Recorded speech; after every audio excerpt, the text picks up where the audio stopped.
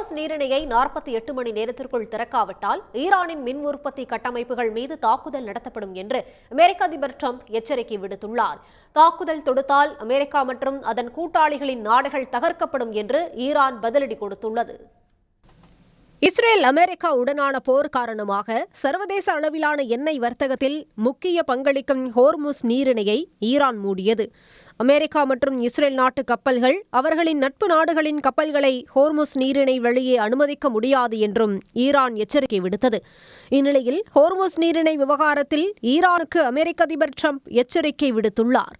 இது தொடர்பாக தனது சமூக வலைதள பக்கத்தில் அவர் விடுத்துள்ள செய்தியில், அடுத்த 48 மணி நேரத்துக்குள் ஹோர்முஸ் நீரிணையை முழுமையாக திறக்க வேண்டும் என்றும், இல்லையெனில் ஈரானில் உள்ள மின் உற்பத்தி நிலையங்கள் மீது அமெரிக்கா பயங்கர தாக்குதலை நடத்தும் என்றும் எச்சரித்துள்ளார். குறிப்பாக ஈரானின் பெரிய மின் உற்பத்தி கட்டமைப்பின் மீதுதான் முதல் தாக்குதல் இருக்கும் என்றும் ட்ரம்ப் கூறியுள்ளார்.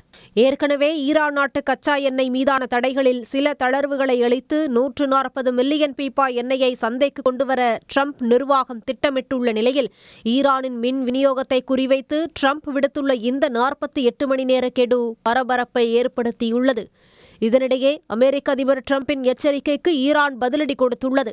ஈரானின் ராணுவ கட்டளை மையமான கத்தாம் அல் அன்பியா விடுத்துள்ள செய்தியில், ஈரானின் எரிசக்தி மற்றும் எரிபொருள் தொடர்பான உள்கட்டமைப்புகள் மீது தாக்குதல் நடத்தப்பட்டால் அதற்கு பதிலடி நடவடிக்கையாக அமெரிக்கா மற்றும் அதன் கூட்டாளி நாடுகளின் உட்கட்டமைப்புகள் குறிவைத்து தாக்குதல் நடத்தப்படும் என எச்சரிக்கை விடுக்கப்பட்டுள்ளது.